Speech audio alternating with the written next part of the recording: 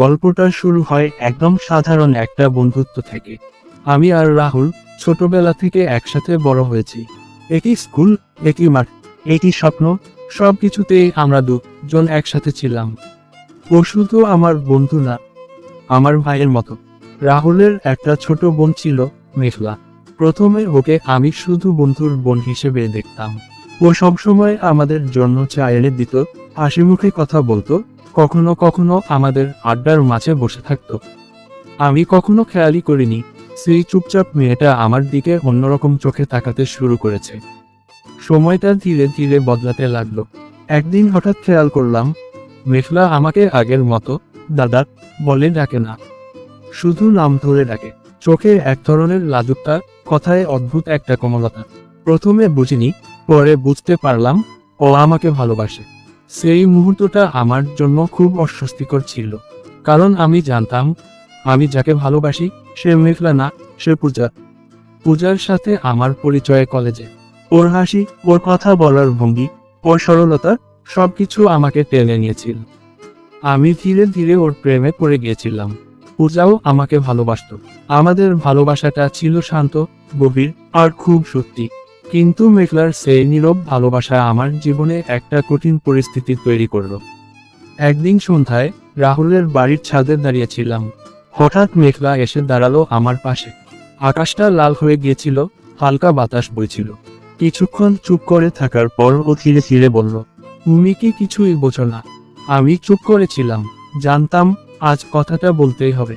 মেঘলা আবার বলল, আমি তোমাকে ভালোবাসি। এই কথাটা শুনে আমার বুকটা কেমন যেন ভারী হয়ে গেল। আমি জানতাম এই ভালোবাসার জবাব আমার কাছে নেই। আমি আস্তে করে বললাম, মেঘলা, তুমি খুব ভালো মেয়ে, কিন্তু আমি।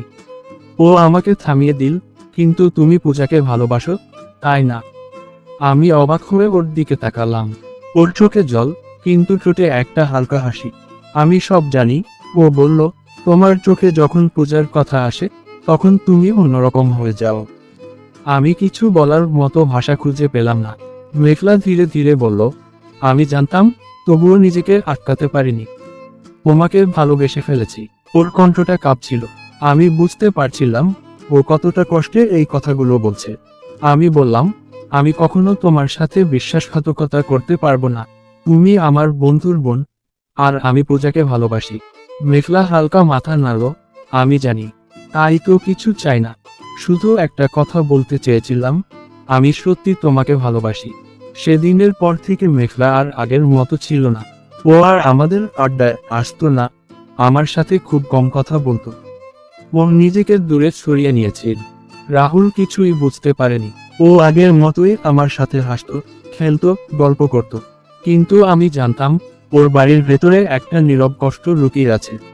পূজার সাথে আমার সম্পর্ক চলছিল, কিন্তু মাঝে মাঝে মেঘলার কথা মনে পড়ত। ওর সেই ভাঙা চোখ, সেই অসমাপ্ত ভালোবাসা, সবকিছু আমাকে ভেতর থেকে নাড়া দিত। একদিন অনেকদিন পর মেঘলার সাথে দেখা হলো। ও তখন অনেকটা বদলে গেছে।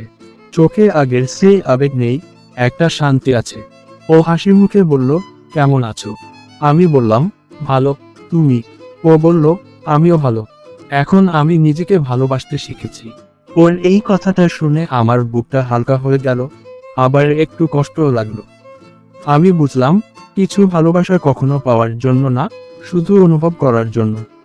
মেঘলার ভালোবাসা ঠিক তেমনই ছিল। আমি পূজাকে ভালোবেসে আমার পথ বেছে নিয়েছি, আর মেঘলা তার কষ্ট নিয়ে নিজেকে নতুন করে গড়ে তুলেছে।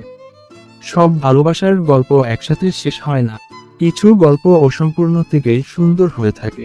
এই গল্পটাও তেমন, একটা নীরব ভালোবাসা, একটা কঠিন সিদ্ধান্ত, আর কিছু অপ্রকাশিত অনুভূতির গল্প।